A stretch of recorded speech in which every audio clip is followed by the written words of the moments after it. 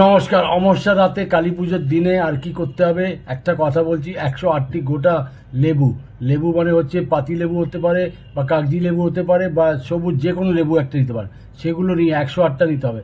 108টা লেবু এবং 108টি জবা ফুলের মালা। এটা লেবুগুলোকে মালার মতো করে নেবেন আর তার সাথে দুটোকে একসাথে করে মা কালীকে অর্পণ করে দিন, মা কালীকে পরিয়ে দিন। আর তার সাথে আপনি একটা সিঁদুর ভরা কৌটোও দিতে। আর আপনি এত মা কালী এতে এত প্রসন্ন হন, মানে সর্ব জায়গায়, মানে সর্বক্ষেত্রে আপনাকে বিজয়ী করাবেন। আর তার সাথে 3টে মাটির প্রদীপ, তার মধ্যে সর্ষের তেল দেবেন 3টি করে, কালো গোলমরিচ প্রতিটি প্রদীপে দিতে। শত্রু আপনার দিকে তাকাবার সাহস পাবে না।